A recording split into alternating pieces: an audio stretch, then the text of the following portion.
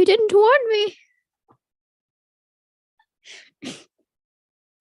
Oh, you didn't warn Marty either. Oops. He got the boot. Come back, Marty. Come back. Marty, it's a usual occurrence, unfortunately. I don't know if it's a bug with his warn Zoom. him. No, there's a bug with his Zoom or something's going on. Not sure. Yeah, but you're usually like, don't forget to hit the got it button. You didn't warn us. Oh, well. It happens. Because that one is the silent got it button. If you push record, it actually says recording in progress, and that kind of gives him an indication. Oh, I gotta hit the button. Hey, Marty. Yeah. He's back. Don't forget the got it button. Don't forget it strikes again, huh? Yep. It hasn't happened the past 3 times we've podcasted with him, so. Well, last few times we haven't been on YouTube, except for last week. Well, no, we did iACast on YouTube, I think, or not iACast. We did iCast on YouTube once, I think. Not last, maybe episode 4. I don't know. So since next week is the 200th episode, what about doing like just really brief snippets of I don't know, just highlights? Well, I think it'd be kind of hard to do though because there's so much content there. There's so much no, content, we're just gonna banter and reminisce, I guess. Mm-hmm. And I still have to press the record button, guys. So just keep that in mind. Don't get booted this time, Marty. Got it. It only does it for YouTube for Marty's weird computer. So I am hitting the recorded computer button, just FYI. Go. I'm tired of this. Okay. What did you say, Marty? It cut you off. Every time we do this, I get kicked out all the time. I know. I don't know why. Okay. There we go. All right. We are set up. Are you guys ready? Yeah, go. No, not at all. Just kidding. We'll see if I get kicked out or not. I think you should be fine at this point. Okay, let me get to... Okay, so we're on the radio. We are good to go. All right. So again, order of events are... we'll talk about the Microsoft Activision acquisition. That is a mouthful. Maybe that wouldn't be the best way to say it. Activision acquisition. Yeah. That's hard. That's difficult. I had to actually think about my syllables there. So I didn't. And we'll talk about the other topic. Okay. 3, 2, 1. Hello, everyone, and welcome to another episode of the iACast. All right. I'm Michael Dowies, and this week we have another great group of folks with us. We have Angie Fisher with us. Hi, Angie. Hello. Good to be here. Yeah, thanks for being here. We have Marty Sobo. Hey, Marty. all. Hey, how's it going? Good. Glad you're here. And we have Alicia Geary.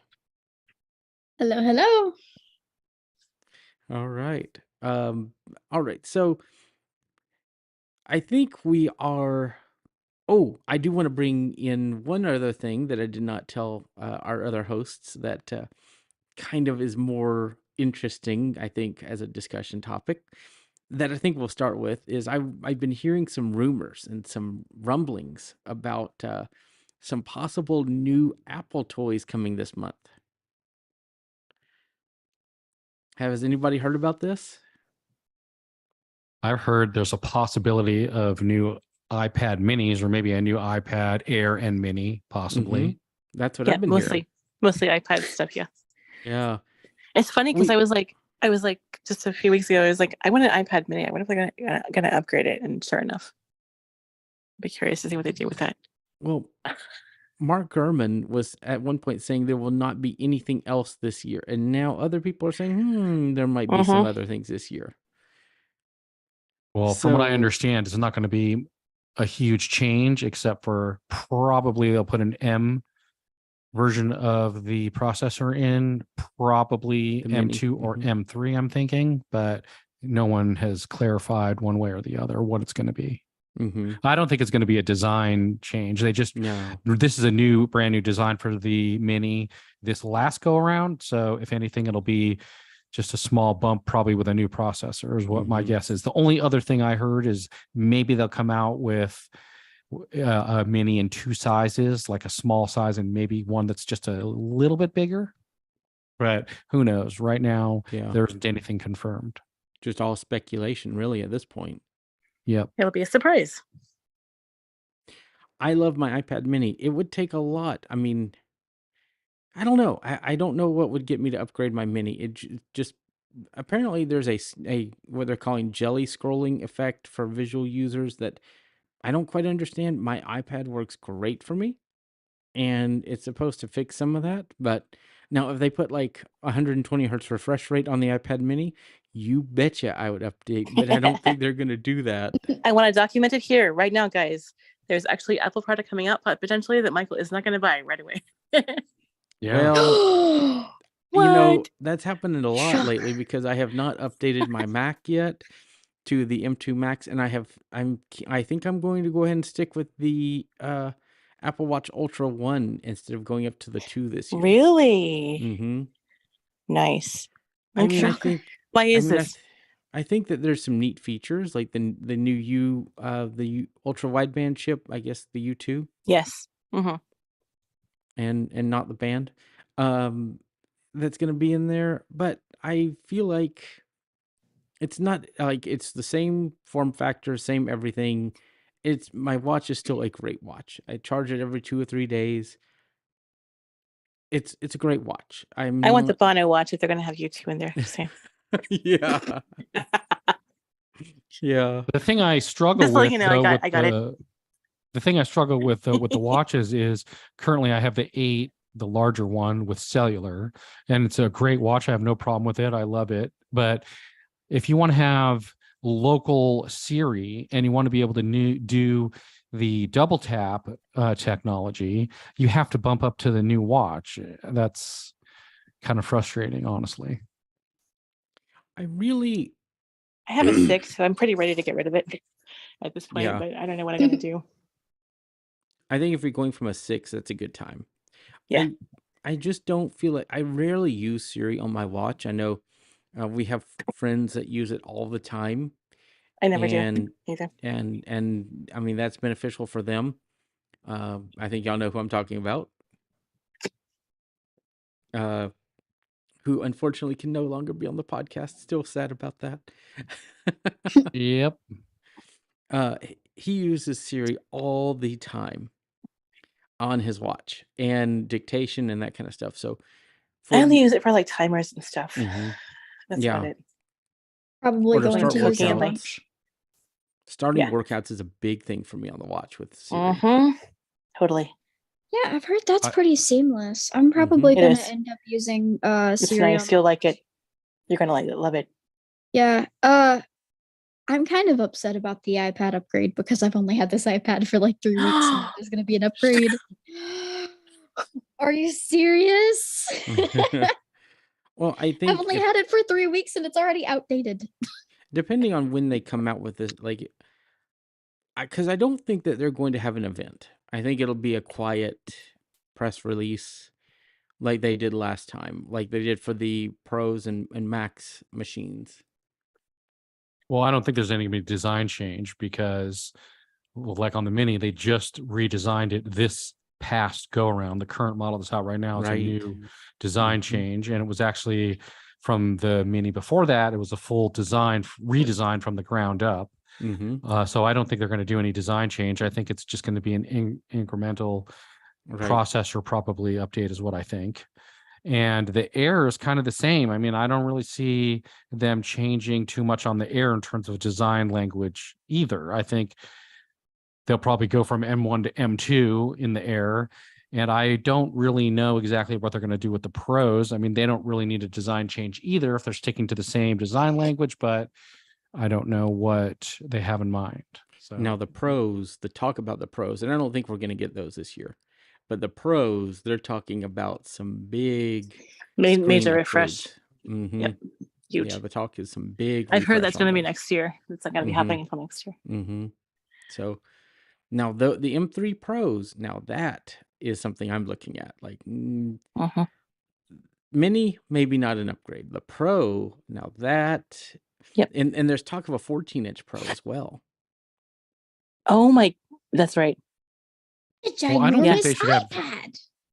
They shouldn't have any iPads at this point without an M1 processor, because a lot of the software now developers are developing for M1 software. So like, for example, I use an app called Fairwrite, which is an audio editor on the iPad specifically. It's great. You know, it works with voiceover and it's super powerful, and it's a great app.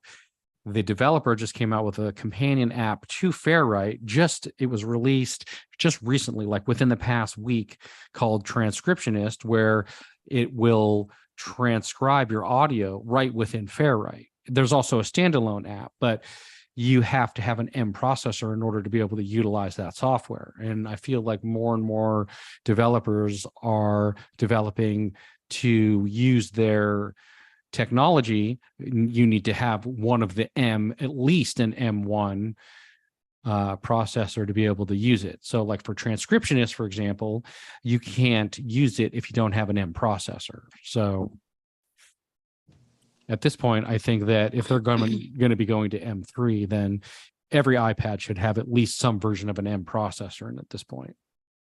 Yeah, and it just depends on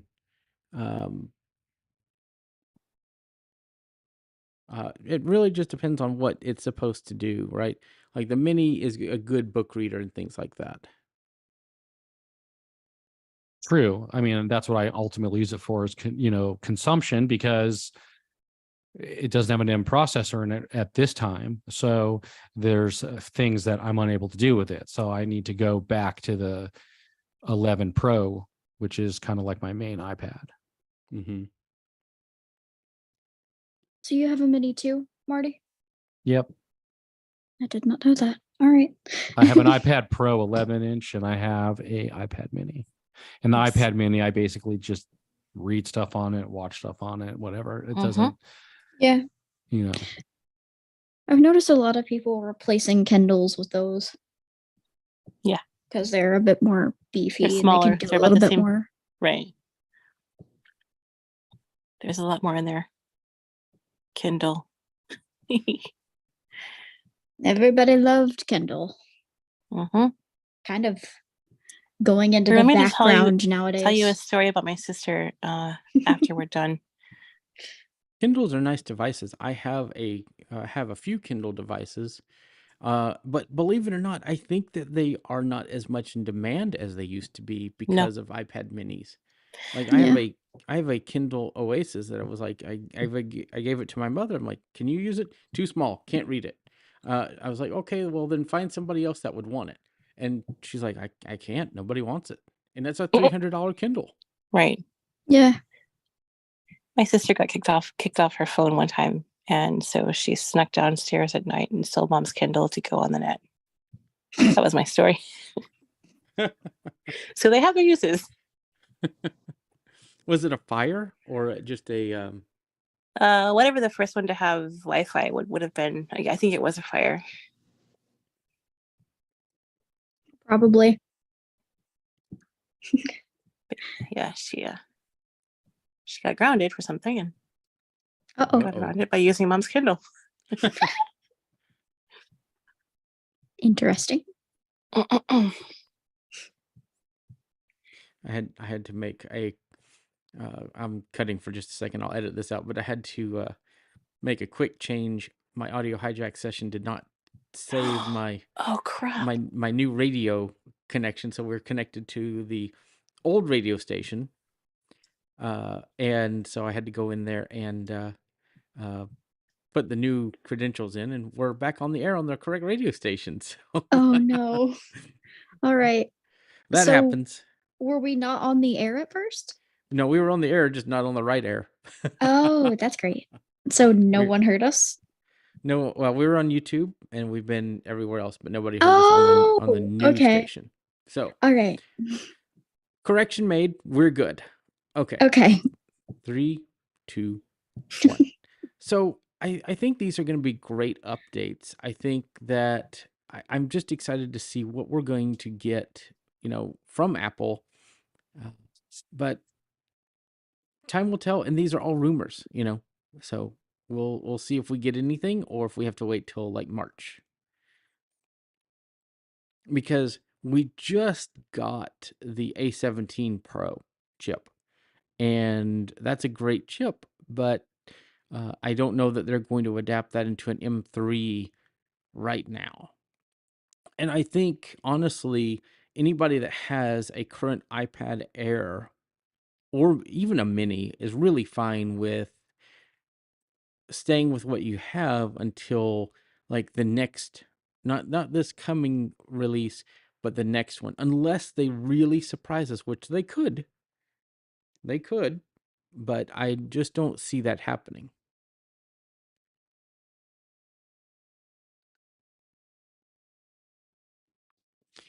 So the next announcement that came out this week might bore some folks, but I'm a gamer and I like to keep up with current tech news, so this is kind of the highlight of the week. There has been a development in the acquisition of Microsoft acquiring Activision, Blizzard, and I guess it's called King. I was looking at this whole process today, and wow, what a convoluted, like since the beginning of last year. That's crazy. Right. Wow. They've had a lot of The internal whole problems process is that's been plaguing them. just a ton of stuff. They've been having a So- lot of internal problems that have been plaguing them, though, and that's part of the reason this is taking so long and it's so difficult. Well, a lot of the problems have been external with the UK saying that they were not going to allow this merger, all the way to other countries saying they were not going to allow it. And originally, they laid out this plan to work with Sony to make sure that players could play the most popular games like Call of Duty for 10 years. And Sony still made a big deal about this issue, saying that it was going to make it to where there was not competition in the space, where Microsoft was going to make these games be exclusives, and Microsoft was like, "No, we have the paperwork right here, the contracts and everything that says this is what we will do." I was talking about within Activision and Blizzard, or maybe not Activision, but Blizzard itself. And they've had a bunch of internal problems. And I think that's causing this merger to be a little bit of a slower process than it would normally take.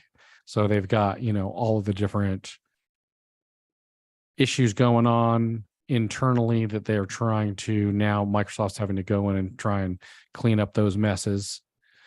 And then I think also dealing with all of the different countries and their laws and rules and everything else is Mhm. also making it a little bit more difficult, take a little bit longer. Well, Well, actually, it's actually longer, Yeah. not even a little bit at this point. Activision Blizzard has had a very toxic internal work structure and even gaming environments. Like, the gamers that play are very toxic. And so they're trying to Microsoft plans to clean that up. But this suspicion is this is a way for Blizzard's CEO, I can never remember his name, Bobby something, to kind of step away quietly with all the stuff going on, so that he's out of the press. And I think that's going to be what happens. It was a $69 billion deal, and it went through completely yesterday. Sheesh. That's a lot of money. That is a lot of money, but it was approved yesterday. It has been finalized. So that means more games will come to Game Pass that are older games, like newer games, like probably Diablo 4, some of the others will still have to be purchased. That's the word on the street. But I think it's exciting because Microsoft does have a commitment to have games be on other platforms. With that being said, though, there are games that will obviously be on Xbox and the PC store first from Microsoft. And I mean, like, look at Starfield. That's an example of one. Yeah, I'd be happy as long as they don't try to make a bunch of stuff that's that wasn't exclusive originally turn into exclusives. I mean, if you look at it, they purchased Minecraft, and they've been, they've let Minecraft be Minecraft. In fact, they've made more games in the Minecraft world since they purchased them. So I'm not terribly worried about it. I think Microsoft does a good job letting the game studios do what they do best. But that's just my opinion. That's a good thing, though. Yeah, it's a very Yeah. good thing. Yeah. Because the whole process started like in January of 2022. So this has been quite the slog, Yep. I'm glad they finally got it to go through. Yep. So That's like a year and a half in the making. yeah, almost 2 years. It's been a very Crazy. long process. It's Because the nuts. FCC, FTC, pretty much any government agency said, whoa, hang on a minute, this is a big merger, Mhm. And so there have been a lot of things, though, that have come out. In fact, recently some emails leaked or came out about Xbox's roadmap. And, now we know what Xbox plans to do over the next 10 years. So that's fun, too.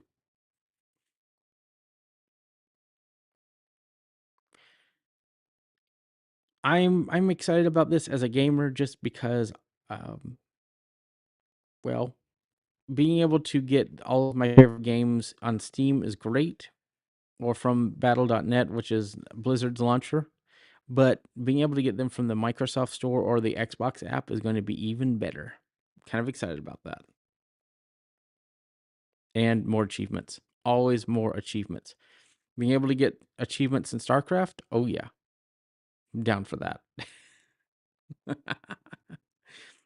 And maybe even be able to get achievements on other platforms too. That's exciting as well. So if you sign in with a Microsoft account, yeah, I'm totally down. I've been an Xbox player since 2006. So this has, well, actually since 2002. So really excited about this. If you I can't want to tell. play with it. I want to see, I know blind people who play it. I've never done it before, so I want to experience that. Yeah, a lot of people, and you can watch blind streamers play Mortal Kombat and Soul Calibur and I've never done Killer it. Instinct. I want to play. I want to experience it. Mm-hmm. I've never done it. Yeah, we'll have to fix that. See how good I am. Well, it's a lot of those games. It's memorization, pressing the right buttons at the right time. Less so about being able to Skill. see and judge distance. Yeah, it's the skill is pressing the buttons and memorizing the combinations. Okay, that shouldn't be hard. The way I get out of being destroyed by blind players is by getting out of reach. Because I know if I get close, I'm like, I'm not gonna win. Because I cannot remember all that stuff. Because 7 different button presses of 5 or 6 different buttons on the controller is just But not this something. is kind of akin to how we navigate our computers too. Mm-hmm. Yes. It's kind of the same idea. Mm-hmm. I'm gonna kick your ass.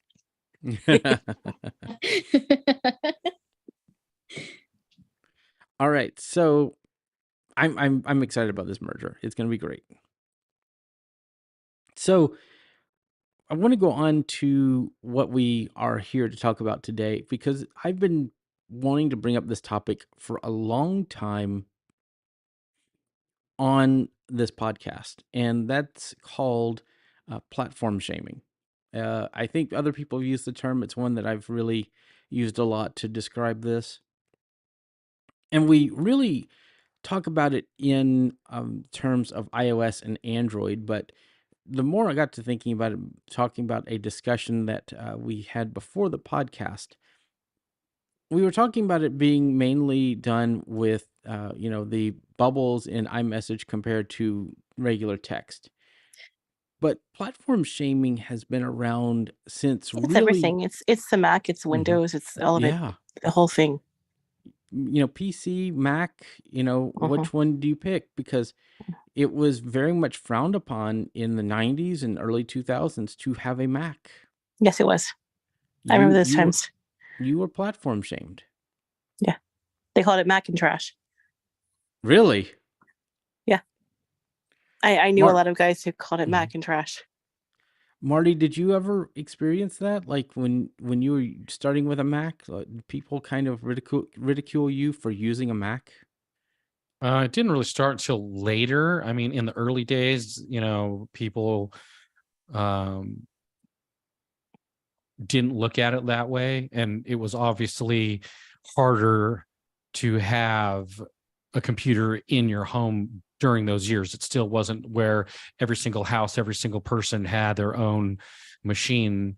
Maybe you had one for the whole family, in those years. But as people had the accessibility to be able to have a machine in their house, as the technology of computers, home computers, came down in price and made it more affordable for people, that's when you started noticing the bad trends picking up. And, oh, you don't have this, so you're not cool, or you have that and that's really a piece of crap, and whatever. You know what I mean? That's kind of when it started, really. And also, You know what's really ironic? I'm sorry, go ahead.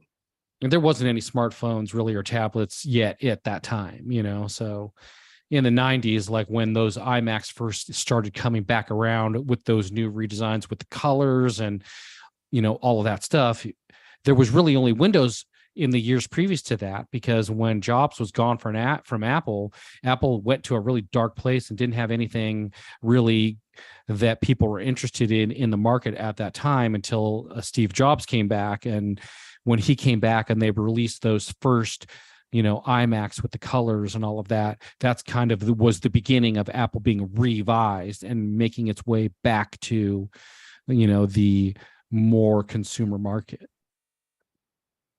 The ironic thing for me is, when I was a kid, when I was like 8 or 9, I learned to type on an Apple. This is going to date me, guys, but whatever.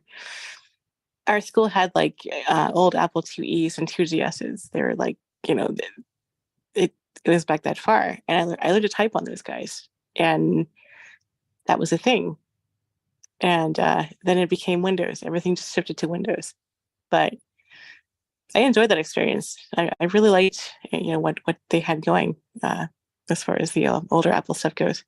And Angie, since you were using computers, Mac computers around that time, back in those days, it was more of a cult kind of a thing. For Yes. example, the only place that you can find flying toasters was on those Macs. They had these Yeah. special screensavers that were really, really cool, and they put a little extra oomph into a screensaver more than what Windows did. And the big thing was those iconic flying toasters. That was the thing for a few awesome. years, See, that's a visual thing I had no idea about. This is super cool. I love this stuff.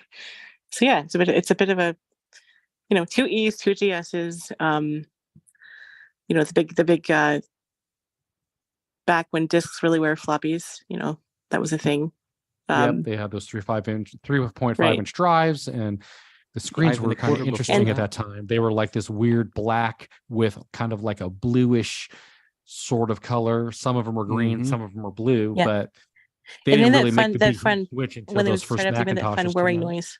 That noise when they'd start up. Yeah, those were fun. They were And the originals were the 5.25 that were really soft. really soft. Yeah, I remember those. Yeah, I used to use those. Yeah. That's how I and did a lot of my schoolwork.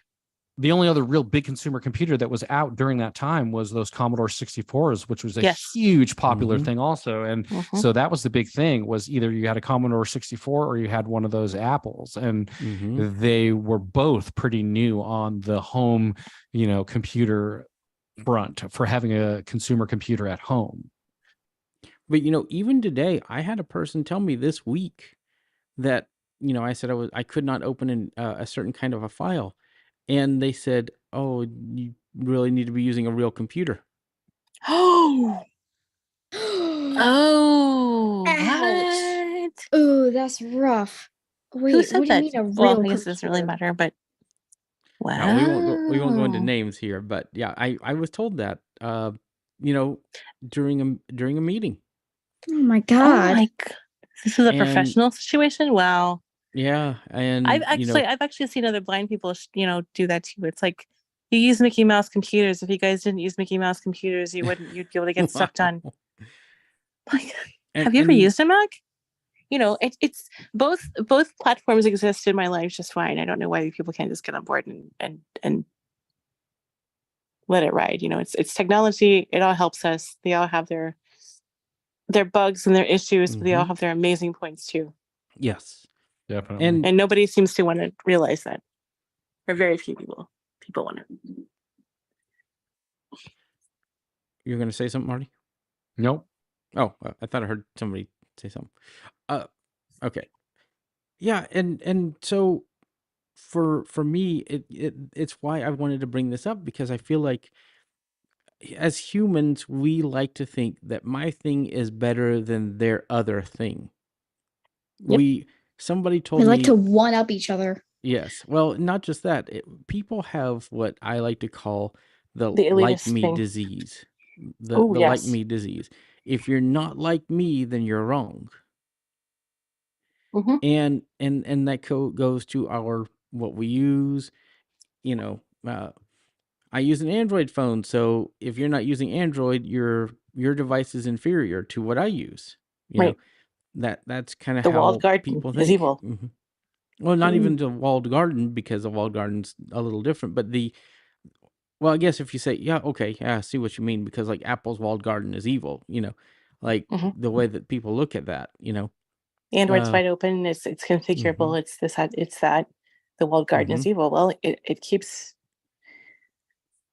things safe. to an extent, but To an yes, extent, right?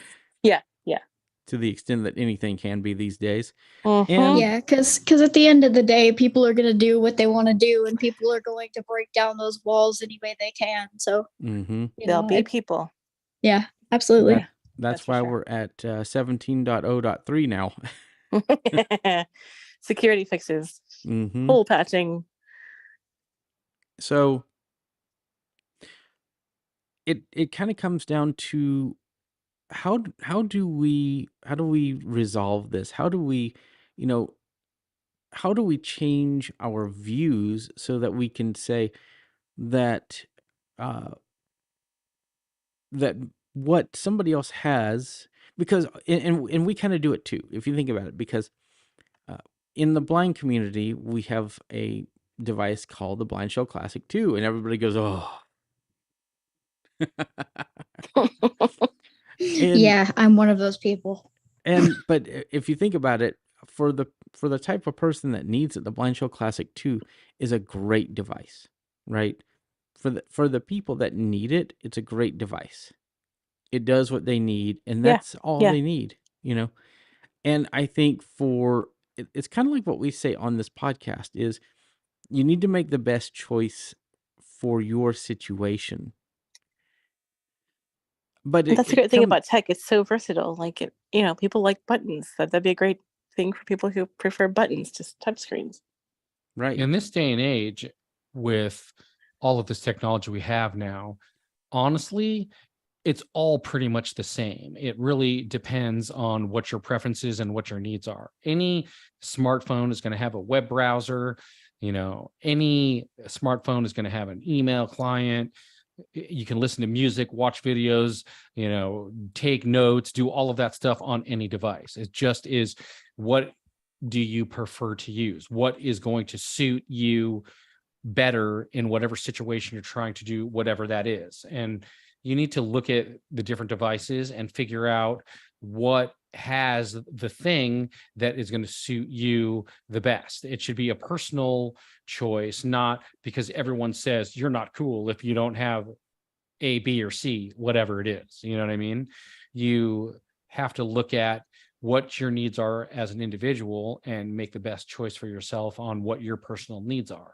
And honestly, like in the end, with how powerful everything is these days, they all pretty much do the same thing. It just really comes down to kind of what hardware do you prefer.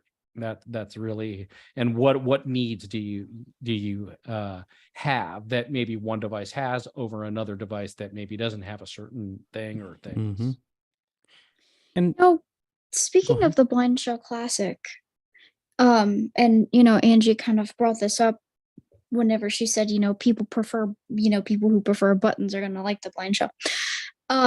Did you know that the Blind Life did a video on this, and I can't remember what the device is called, but there is like a small handheld module that you could get for your iPhone that basically allows you to use physical buttons The Hable for your one. iPhone. There's a No, couple no, of no, them no, that's a actually. keyboard. That's a No, keyboard. it's called a Sense Player, and the Sense Player allows you to be able to sync it to your iPad, and then once No, you have it that's set not what up I'm talking Or about. the iPhone. The Sense Player does like several million things. But I'm talking about it's literally just a small Bluetooth module. Like it's not its specific purpose is to be physical buttons for the iPhone. Isn't that the Okay. Hable? No, I that's a think there's keyboard. different ones. Yeah, the Hable is a Braille keyboard, but this, I think what she's talking about, I think I've heard of this. It's I have too, literally, it I've- has like the typical up, down, left, right, the T9 dialer, a back button, the Oh go my goodness. send that return sounds like a button. Sense Player. No, a Sense No, Player it's is a not a full Sense Android Player. A device. Sense Player is a standalone full device. This is Yeah. specifically just a Bluetooth module for smartphones. Now It's the not. Sense, It's meant to be paired with just a smartphone. So It's it gives not you your meant to candy be. bar. It's Candy not bar meant phone. to. Yeah, it's not meant to be a standalone device. It has to be paired to something. That's interesting. now the Sense think Player that's cool. can do the Sense Player can do those things, but I think there is an individual device. There is. That's not what I'm talking about. I didn't even know the Sense Player existed until this week. Yeah. Yeah. And Yeah, it can and connect to your devices. Yep. And do that too. I would. That's why a when lot we- of people actually buy the Sense Player, because Mhm. you can sync it to your iPad and use the tactile buttons to actually control your iPad. And people who are new to vision loss or have lost their vision recently, and they have to learn how to use an iPhone or an iPad or any device for that matter, Mhm.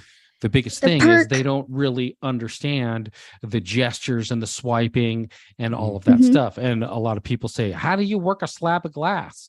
Isn't there something more tactile about it? So one of the cool things about that Sense Player is that you can, even though it does a million other things, it does have a way to sync it to your iPad or your any iOS device and use the tactile buttons to control your iPad or your iPhone. But And there's so a no lot of best people buy it part- just for that. The best part about the device that I'm talking about, though, is it's more entry level. Mhm. Because the Sense Player is like $300. No, Whereas It's 800. $800. okay, well, that's even more. Yeah. That proves my point even more, Yes, honestly, that's what I was because gonna this say, yeah. this device that I'm talking about is like $40 Hmm. over we- 800. Well, I Like, think if what we you should do- wanted something that was like entry level Mhm. and was more easily accessible, because not everybody's going to have $800 in the bag, especially if they just lost their sight. Mhm. You know, Well, and like you said, I don't think you would want to pay $800 no, or even $699 or whatever the non-OCR version I wouldn't is. want to pay 300 Well, for for what something it does, that just syncs to my for something that I'm just going to use to sync to my Right. iPhone and make that's what I physical was buttons. getting to. That's what I was getting Yeah. to. Is if you have the Sense Player has its purpose as an e-reader, as a device to run Android apps, as a device to do all these different things. But I mean, you would even the Orbit Writer, or the Hable, or this other device, which will be in the show notes, will be I'm I think looking better. it up now. Okay, I think those will be better options than paying for like a Sense Player. I think I would not want to pay that kind of money just to control because you're already paying, $1,500 for an iPhone, for certain iPhones, or $2,000 for certain iPads, and then, or as low as like $500 for an iPad Mini, but then you're paying another $600 to $800 for a Sense player. I don't know how much sense how much sense that makes. So again, but I mean, of course, if you want a alternative player for books and things, it has that added bonus of being that book player and controlling your device and these other things. So there's bonuses and weaknesses for everything. I don't think the Victor Reader Stream 3rd Gen can control your devices. I don't think so either. I mean, I could go and ask Taylor because she has one and find out, but that would have to be for a follow up. But back to our discussion, it just depends on what your needs are. Like, Android can do, and kind of going back to the messages and things. I really kind of fault some of these companies for their marketing because they kind of say you need this. Apple really has just said iMessage can do these things. Done. They haven't really said you need iMessage and that's why you need to buy an iPhone. They may kind of subliminally be marketing that, but I do kind of say that Google is making the situation worse by saying blame Apple for the blue bubbles and having their what's that? What's their protocol called? The uh, for texting that's similar to iMessage. Does anybody remember I forget what the actual the name of the acronym? technology is called. I am just drawing a blank, and it's basically their equivalent to iMessage, which is worse because it relies on the carrier to work. I think it's I want to say RTS, but that sounds wrong. So I don't remember. So I think that we have some of these companies to blame because of how they market. It's like, uh, let Apple know that you're missing out, and that's kind of not helping the case of people in schools. Because people are going to buy iPhones. And Well, here's a question for Angie, since she is an Android user. When you have an Android device, does it have the same type of security stuff that, iMessage or Message or whatever they're calling it on Apple devices now? When you're using an Android device, do you get that same kind of encrypted security that the Messages or iMessage gives you right out of the gate, kind of a thing? And can you be seamless across all of your Android devices the same way Apple is, or how does that work? And I guess my last question to that would be also, can you just use Wi-Fi and not have to use cellular data to be able to send back and forth messages to anybody on a Android device, like you would on like anybody on an Apple device? Michael, you're a developer. What do you think of the RCS that's what I was security? looking for. That's what RCS. Yeah. so going off Marty said, I've heard yes and no. I don't really know. I can't. I mean, I think it tries to be. I think it thinks it is. It wants to be, but I don't know. I'm still led to believe that iMessage is more secure, but so it is tied to your number. You are right. I think you do have to use RCS, and that was what I was trying to think of earlier. I'm sorry. I was trying to look up that thing, that device. That's what I was trying to think of earlier. And RCS, yeah. RCS. And RCS is the technology behind it is encrypted. It encrypts end to end, but it does rely on the cell phone carrier to negotiate the connection. Yep. Which introduces a privacy issue because of it Not relying all on the carriers carrier. are created equal. And they can still log the fact that you're messaging. They may not be able to get the message, but But they they can are still see that you logging. They're logging the fact that you are, whereas iMessage is end to end. Well, I'm pretty sure that if you are on an Apple device talking to somebody not on an Apple device, then all of everything in terms of security goes out the window and it just becomes a regular plain text message. That's correct. Without any security or any features or anything. It's just a straight up plain text. But if you're on an Android phone texting an Android phone, it uses this RCS feature. Provided that you're using Google Messages, I think that's the key too, Is isn't it? it? Okay. Google Messages does it. Samsung Messages does it. and a Samsung few other Messages does apps it. do it. Yeah. To bring it back to the physical buttons for the phone subject, it is a Hable device, but it's an earlier version of it. Oh. So it's not like the not full the Hable one. It is not it's an earlier version of it. I can't even remember what it's called. It is from Hable, but it's not Okay. Interesting. Yeah, it's an earlier version of it, I think, because it came out like a few years ago. Because the Hable one, I think, was one of those things that just came out. But correct me if I'm wrong. Pretty recently. Yeah, no, fairly recently. But this Yeah. device is fairly a recently, more entry level device. This device like literally fits in your hand. It's like super small. But yeah, it is a Hable device. It's just an earlier model of it. Speaking of Android. So it's, and if you can find it later on, we'll put it in the show notes. Looking for it. Well, again, we don't have to worry about that until after the podcast. So, all right. So, yeah, back to RCS. It's a good platform if you're talking to Android phones, but it will not go between the devices. And I think Google really wants Apple to conform and do this unified but Apple will messaging not. platform. But Apple they won't will do not it. do it. There's no way. Because of the non-end-to-endness of RCS. And, that's caused... So then you've got apps like Beeper out there that you have to sign in with your Apple ID. I don't like that. I don't like giving my Apple ID to third-party apps.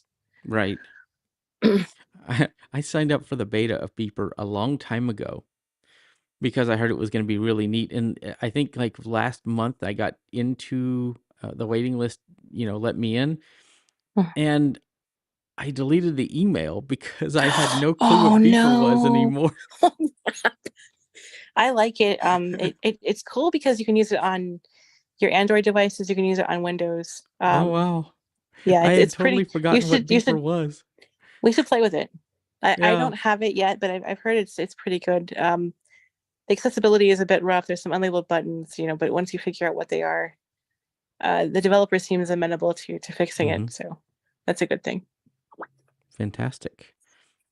But I think, what people need to realize is that it's all down to personal preference. I like to wear blue. My favorite color is blue. I wear polo shirts that are single color. I wear like slacks. That's my preference, right? I like an iPhone. That is my preference. I use Macs. That is my preference. I like, the music I like. That's my preference. And buying an iPhone or an Android phone should be a personal preference, not because it works differently. Like, okay, I can write shortcuts that can do so many things on an iPhone, and you could do the same things on an Android phone. I just sit there. They're harder to make, though. They're a lot harder to more complicated, I think, to put together. Yeah, but some people love that complication. They love it. They thrive off of it, and that's just not me. There are people that use Linux command line as their primary use of a computer.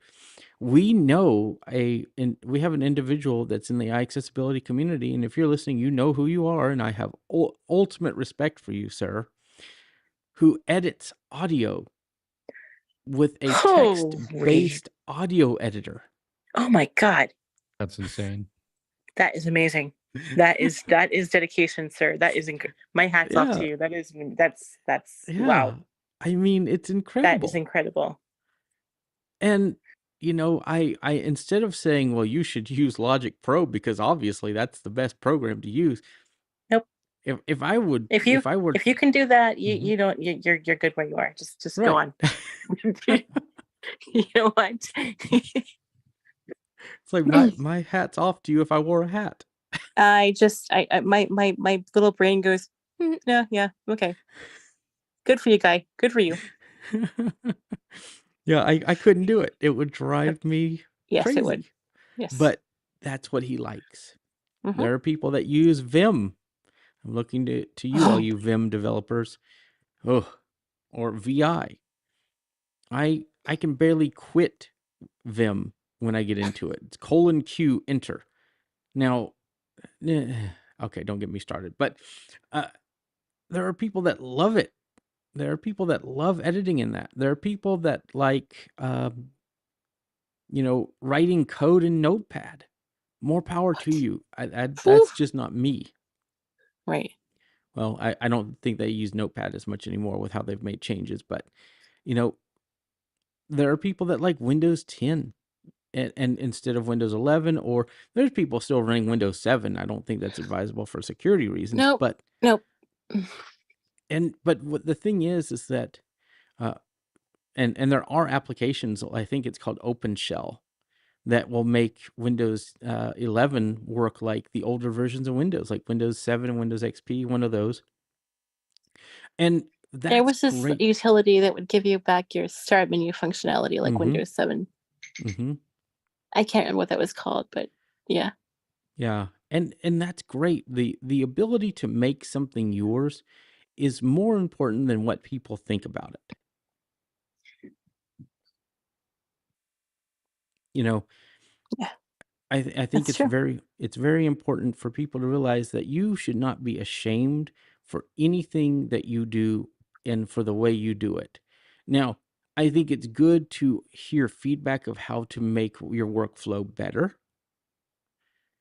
For example, I'll use our podcast network for an example of this. Michael Babcock and Demasi do pretty much everything on their computers from the command line.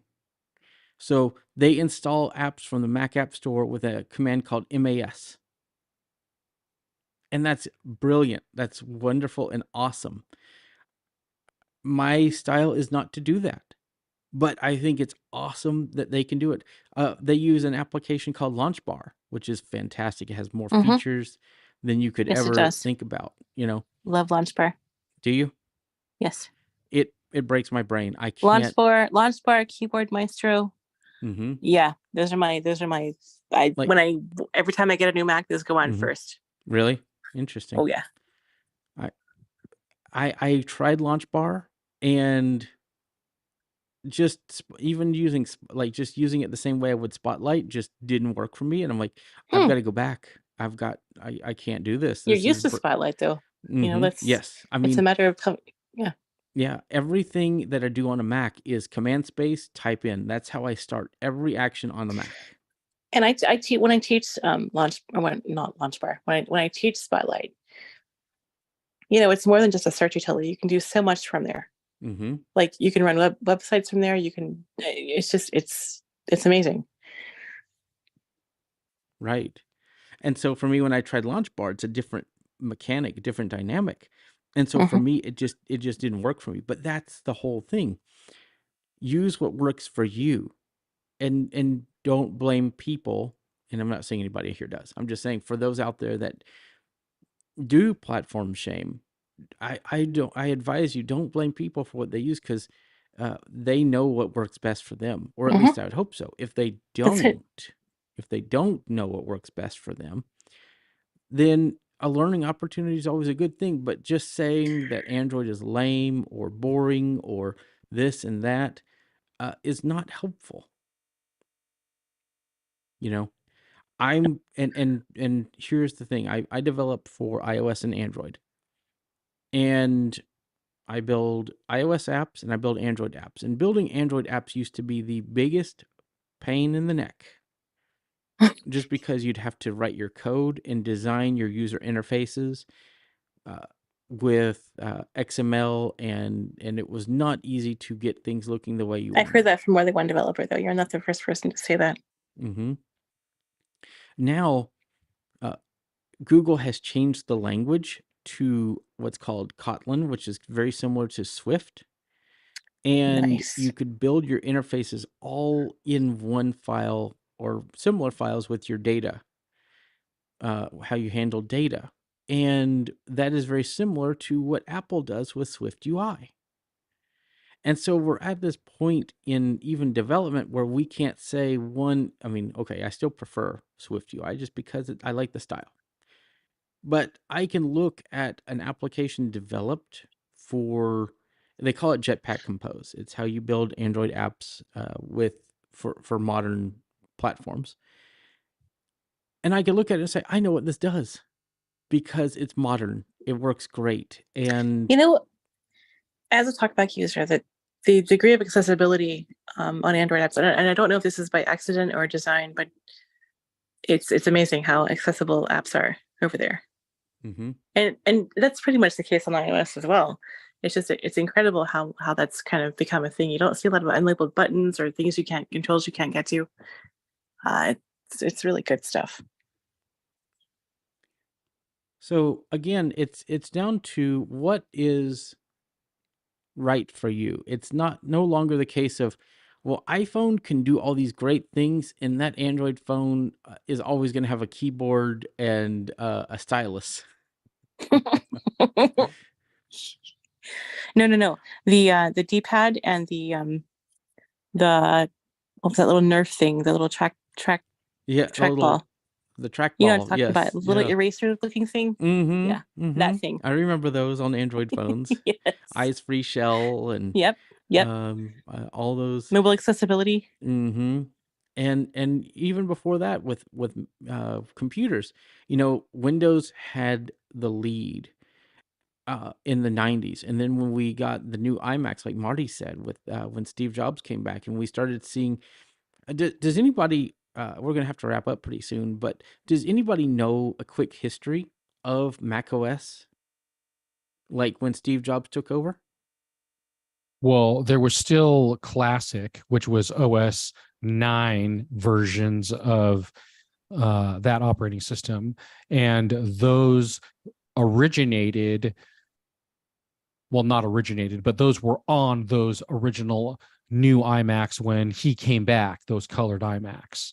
I want to say it lasted till around 99 or 2000 when they started doing versions of OS 10, and you were able to get a version of OS 10 and run it either on an external hard drive, or you could partition a drive and have part of your drive running the classic version of the operating system, which would have been anything previous to 10. That would have been, at that time, it would have been any of those 9 variants is what they were in those years when those iMacs came out.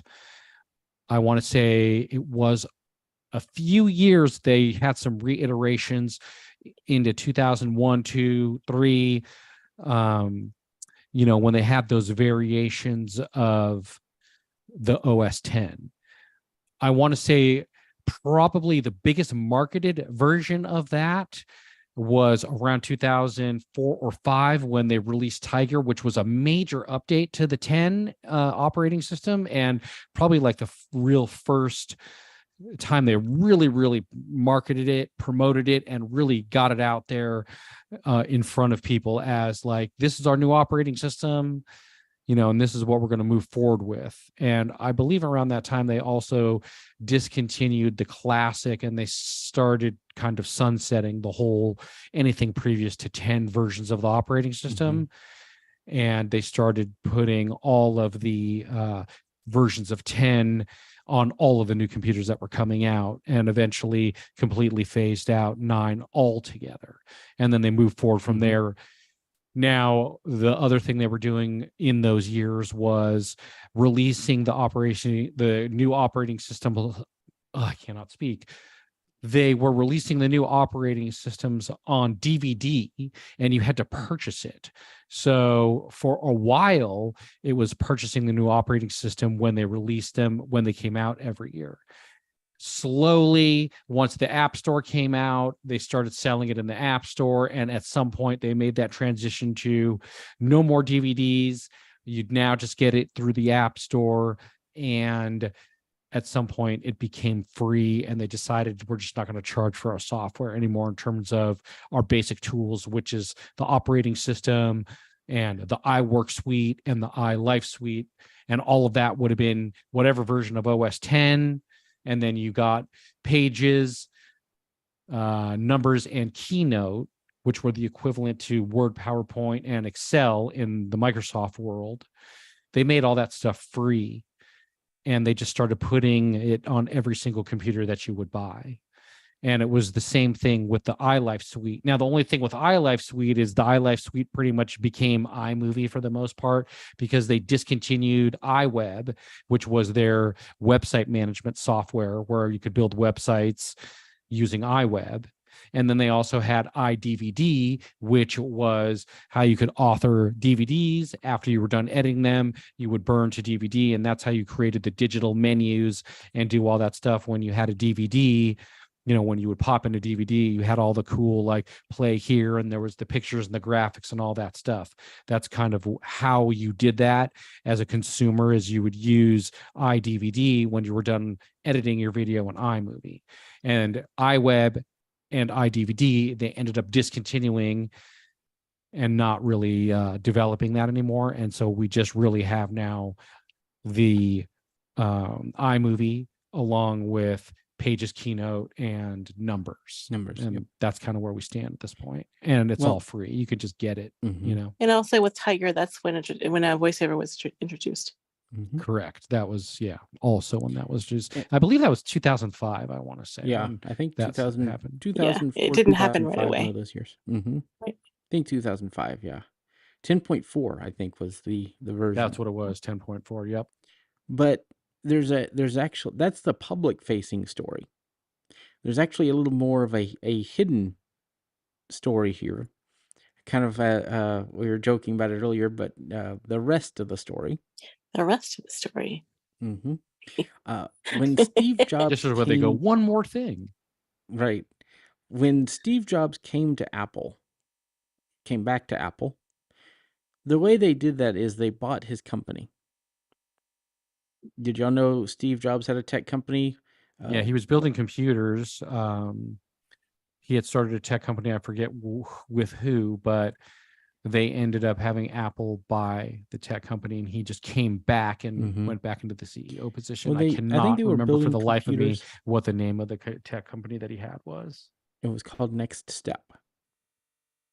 That's it. And I think actually And they were going to name the operating system Next for a while, and they decided against doing that. actually, it was Next. It was Next OS, and that was what it was called through the 90s.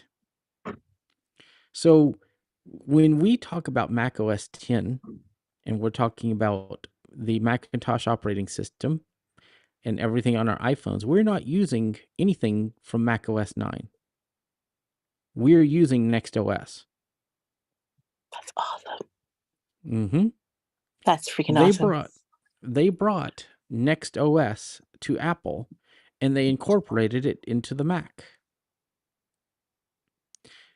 What they did, though, was they made, and I think Next OS was kind of an offshoot of Mac OS when it started, and I think that's how they were able to, keep compatibility through the development, life cycle. But when Steve came back, they made Mac OS 10 be Next OS. And it was compatible with Mac OS 9 apps for a while. And that's why you would see Classic and things like that throughout the OS.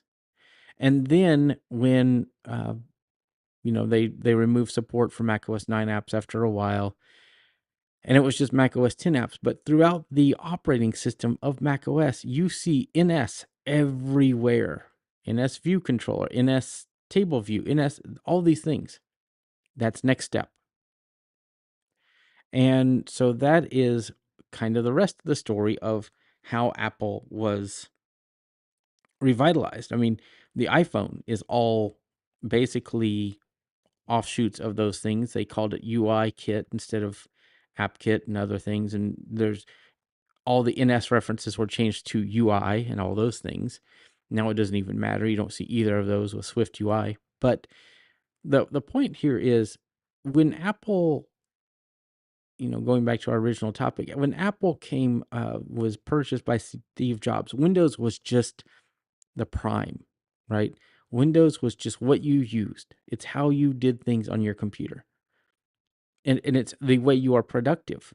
And even when macOS was, 10.4, 10.5, it was great, but it could not do, like, if you were going to go work in a business, you would not see Mac computers.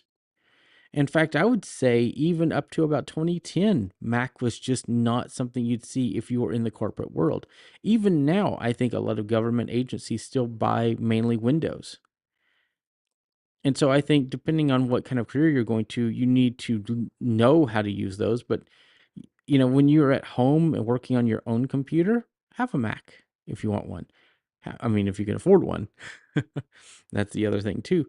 Have that Windows computer, have that Chromebook, have what makes you happy, not what other people think you should have.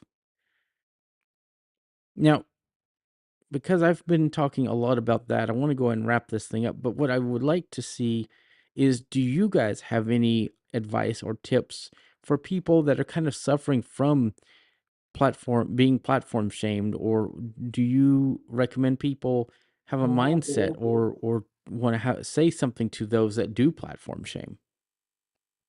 I just think that. Go ahead, Marty. Angie. Okay, you sure? Yep. I just think that people should use what makes you comfortable. Use what makes you happy. That's ultimately what it comes down to. And don't be intimidated by your friend or whoever wants to platform shame you. It's a real thing, and it tends to make people feel that what they have isn't good enough, or that it's not the cool thing, and that's not cool, because use whatever helps you the most. Use whatever is the most beneficial, lets you be the most productive. Yeah, I would agree with Angie. I mean, it's what you should do.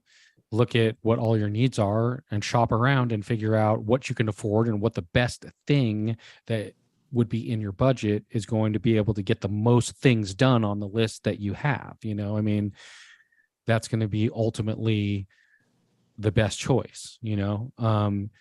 I would say that all of the devices pretty much do the same thing at this point. They all search the web. They all have email. They all can make a task manager or to-do list. They all, can do notes. They can play music and do all mostly the same stuff. So with all of that being said, look at, the hardware in the phone, look at your price and what you can afford, and try and put together something that's going to be the best bang for the buck and be able to do the things that you need it to do. I think a lot of the platform shaming too comes from an experience. People just what they don't. Usually, these guys have never used the platform that they're tearing down, right? And if they have, it's usually dated information. So that's another thing to think about. That's a good point. Because look at how many people pass around misinformation about VoiceOver, or about the Mac, or about what you can do with the Mac, and if you really start to dig into what these people are saying, they're basing it on information that's 5 years old, and tech moves at the speed of light. That's So not only is it frankly crap, it's erroneous information as well. Right. But I have to agree with what you guys are saying as far as like the whole platform shaming thing, because I've been there, especially me being an Android user and my family being dominant iPhone. I've been there. Oh my Like, goodness, oh, yeah. like why don't you just do this like everyone else in this house? And I've also had people tell me like, oh, wow, Android is so inaccessible and it's not usable for people like you, and I don't understand why you still try, and blah blah blah blah blah. I've been there. But I feel like it's just it's people going off of what they've experienced, and they haven't had the chance to like actually sit down with these devices and see what they do and understand how they can help different people in different situations. They've just understood like, oh, it doesn't work for me, which means it probably doesn't work for anyone else. Obviously that's not the way to go, but yeah, I'm in agreement. Don't let people talk you into, switching, or don't let people talk you into thinking that your device just isn't worth it and that it's not going to do any good. Just use what works for you.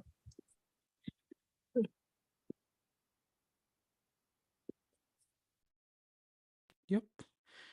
Well, this is kind of the episode that I've been wanting to have for a while. I've been wanting us to really talk through this topic and get some different perspectives. I mean, I know that we've all been platform shamed, and I'm sure in joking ways we've kind of done our own platform shaming. Because we have been there where we talk about what we like, and so I think it's just good for us to realize people have different needs and wants. Now, if somebody does come to me and says, I have a uh, uh, what was one of the old like Google G1 or something, I'm gonna say, why? From 2008. Well, I I got it. don't.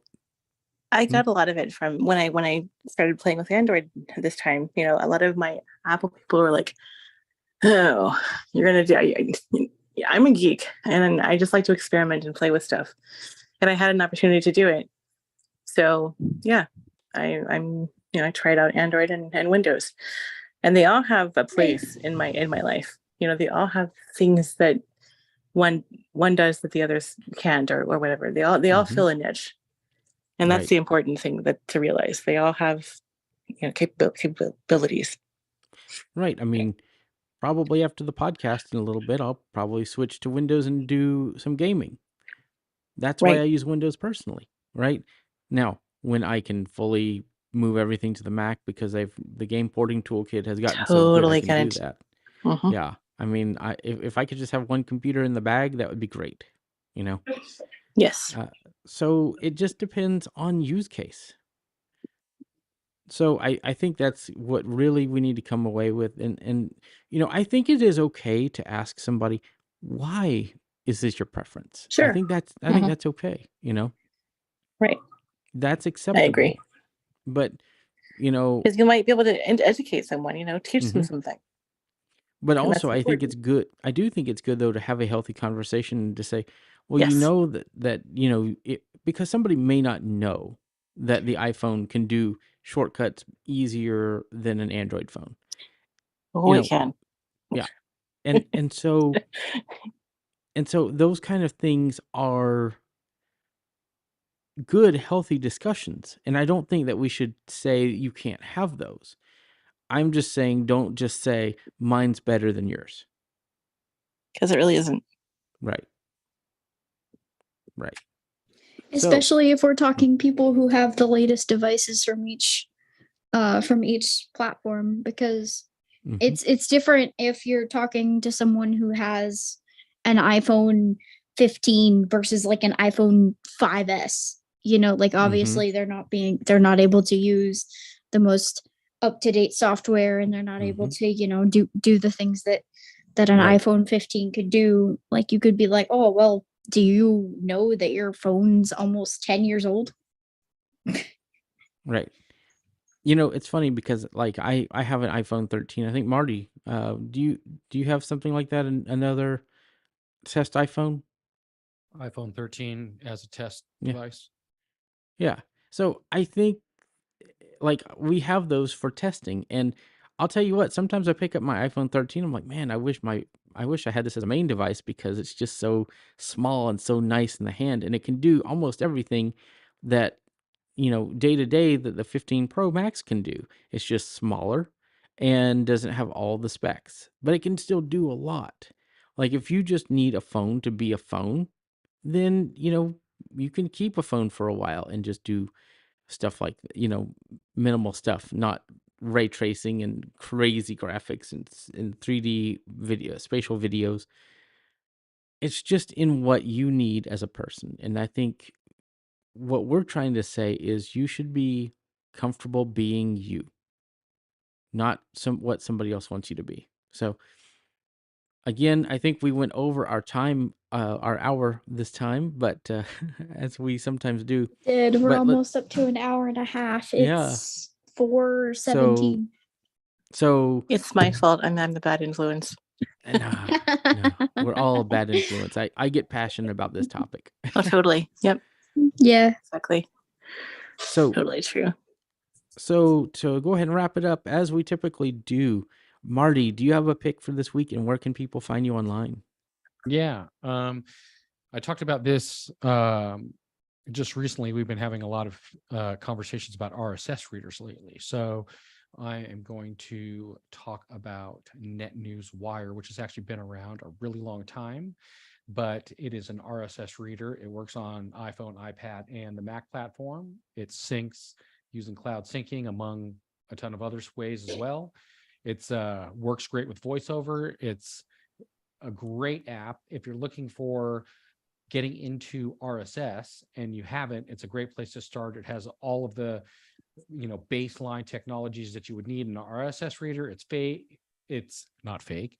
It is great. Fake news. Voiceover and all of that, so give it a try. You have nothing to lose with it being free on all the platforms, so that's pretty awesome. If you want to track me down, I'm on Mastodon. You can find me at marty@unmute.community. Fantastic. And Alicia, do you want to go next? Sure. I have been playing around a lot with Ferrite, using it for editing and things like that for my audio, because I tried Logic and wasn't really able to get the hang of it. So I feel like Logic has its place, but not really for me as a podcast editor. I feel like I'm probably going to be using Ferrite. So that is my pick for the week because it's really easy to use and easy to understand. And Ferrite, that's my pick for the week. If you want to reach out to me, I am on Mastodon, Facebook, and LinkedIn. On Mastodon, I am Blind One Lives at techopolis.social. On Facebook, I am Alicia Geary, obviously. And LinkedIn, I'm Alicia Geary. And I forgot to mention Discord. Discord, I'm Blind One Lives, or you can find me by just searching for my name, Alicia Geary. You can also check out my website at blindcopywriter.com.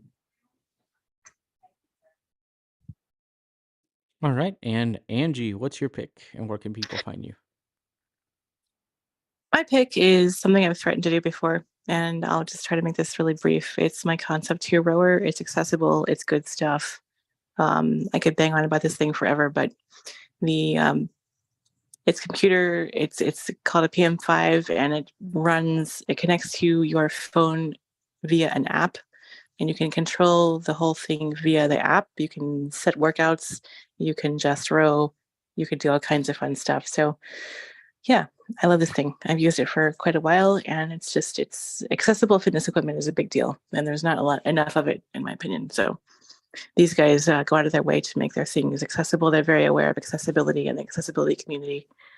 They even make they'll modify their rowers for total and partial amputees so that they can row also. So it's really good stuff. You can find me on Mastodon, Tech Enthusiast at dragonscave.space for now. Is it basically like a accessible like Peloton competitor, basically? They've been around forever. It's a rower. It doesn't have the games. It doesn't have like the it's not, based on Android or what have you. Um, that would be like a water rower type thing. But this one it just has the PM5, which is its computer. You can even jumper a couple of rowers together via it has like an Ethernet port in the back.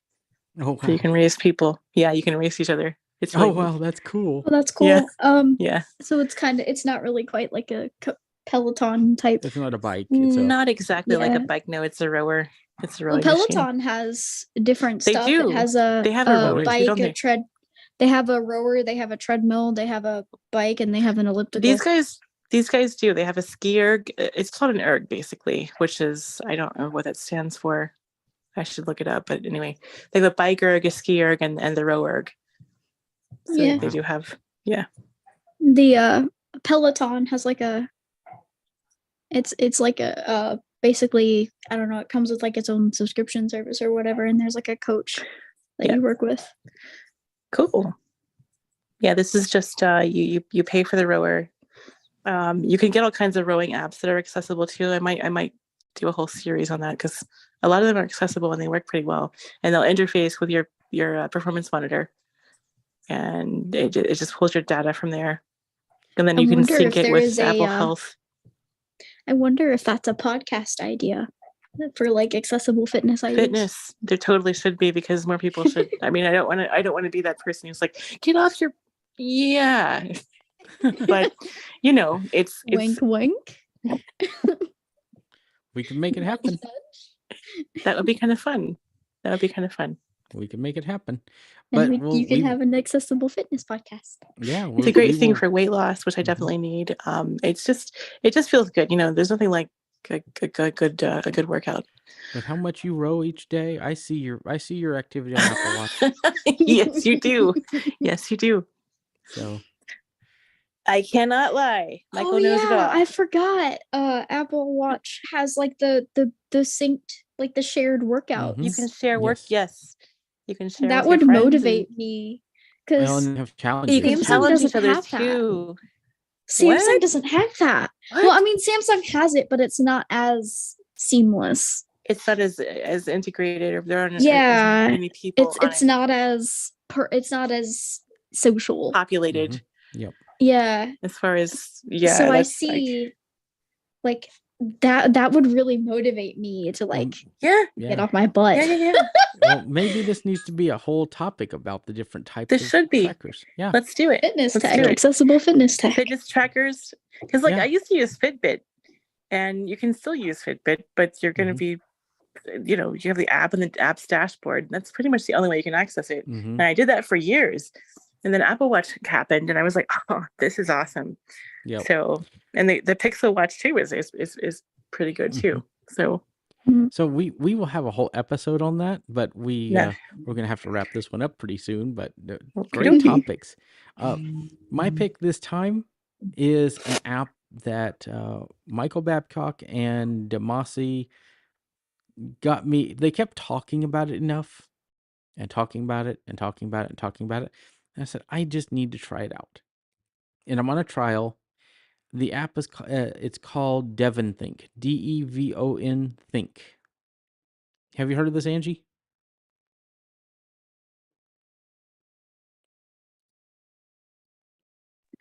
I've heard of it, but I'm not familiar with it.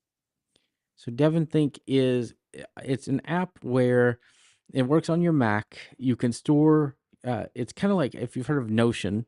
It's a much more accessible Notion for one person. You can store your database in iCloud, and you can add text documents, HTML, rich text. You could add all kinds of other data. You can pull things in from the internet, like clip things to it. It's completely accessible. You could store it in Dropbox, where people that use the app can also log in and get in your database, and you can all collaborate. And it's I want this. It's $99 a year. And what's neat about it is they also have Devon Think to Go, which is an iOS app, and it will sync to your database in iCloud. Now, The next thing that's neat with it is you can add RSS feeds to DevonThink. So it will pull in your RSS feeds, kind of like email, and you could read the articles. It'll give you a description, then you can go and view the full article, and then you can go delete it like you've read the article, and then when more come in, you just read your RSS feeds, and it works like that on the mobile app That is cool. and in the desktop. And they, like I said, they have a trial. They have 3 plans. They're $99 a year plan, $199 a year for Pro, and $499 for the server, which, yes, I am considering. Because if I could put a server up in my house, a Mac server with DevonThink, and everybody can just log in and access it, that would be amazing. Because it's like Notion but accessible. Oh my god. So I'm really excited about this application. I've been playing with it for quite a bit. I need to do some more playing around with it, but I think like we can even add a database to a web server or to Dropbox, and then other people can download it. So Angie, if you want to play with that, we can. But you could just put any information you want in it, Yes, note definitely. taking, anything. So I'm really excited about this program. The one thing that it does not do is there's 2 platforms it doesn't support, and that's Windows and Android. Android and Windows. But if you're using the web server, then Windows You and can- technically Android Yes. will do it. Yeah, you could totally get around it. Yeah. That's cool. So really excited about this. I'm wanting to play around with it a lot. So that's my pick. I've spent Oh, many it an sounds hour. amazing. I've spent many an hour in DevonThink this week. Because you could change your sorting order of RSS feeds. You Oh could my change, goodness. You could put them in folders. Oh, I could go on and on and on about it. That's awesome. No, I'm a stickler for organization. Like my phone is nothing but folders. I'm totally so I'm all about that. That's anything that declutters my life. I'm all about it. That is awesome. Yes. Yep. I mean, this can almost be like your second brain. Like Alicia says, Notion's yeah. her second brain. This is kind of an accessible second brain. That's nice. Yeah, Notion is definitely my second brain. I've put everything into Notion. Yep. So where you can find me online, I'm Mike Doey's at techopolis.social on Mastodon, which can be synced to DevonThink, by the way. You can add Mastodon feeds to DevonThink. Yeah. So it's really cool. So that's where I am on Mastodon. I'm Mike Doey's on Twitter or X, and Michael Doey's on Facebook. I'm Michael Doey's on pretty much all platforms. LinkedIn, just search for me, and you can email me at mikedoeys@icloud.com. You can email the podcast at feedback@iacast.net. You can follow the show. We do have some Mastodon accounts. Just look for iACast. Believe it or not, I think most servers will find it now. And we have, before we go, I want to mention the iAccessibility app. We got a huge update. We have a new radio station, and well, it's the same content, new location on the radio, and so that's been updated. The app has a new look for iOS. There will be a new update for Android eventually. I'm working on that, and I'm really liking the new app. There are new articles. Well, there's currently a new article in the iAccessibility report, so go check that out. Really excited about that. By the way, all of our those will be coming weekly now. Probably since I posted it this Saturday, I'll probably keep it up posting on Saturdays. Loving the creation of those so far. I think that's my first article that I wrote for this for iAccessibility, so I'll keep them coming. And we're always looking for authors. If you want to have your content in the report, talking about accessibility and different products, we are always up for content. I think I might rework my BSI article and post it. Fantastic. So I'm excited about that. The more content we can have, the more the app can shine, and we might even have push notifications on the iOS app from time to time when there's new content. So be on the lookout for that, because people loved that in the past. So I'd love to get back to that. So great news, great things going. Unmute's going really well. We had There were some great topics. If you have not heard the Unmute with Jeff, and I mean the Technically Working with Jeff and Sean, check that out. That was a great podcast. We had Marty. You want to talk about the Lady A episode from the last week on the Thursday? Yeah, it was just a quick update on some of the new products that came out, as well as some of the things you can do to connect your devices and how to enhance your A-Lady device. Fantastic. And we, of course, the community call, and there are a few other topics, so check that out. And this has been a great episode, a very long episode as can happen. So thank you all for being here. Thank you all for listening on YouTube and the radio. Subscribe on YouTube, comment, like, all the things that you should do if you're a good YouTube viewer, and let us know your thoughts. And we look forward to seeing you on episode 200 next week. I'm really excited that this will be episode 200. So check us out there, and we will be back next week for some new content. Not sure that it will be a dedicated topic as we typically do. We might just be talking about iACast, the past 200 episodes, or the past, I guess, 199. I don't know. So it's going to be great. It'll be fantastic. So thank you, everybody, for being here, and we'll see you all next time. Yay. And the crowd goes wild. All right, We did it! Did it!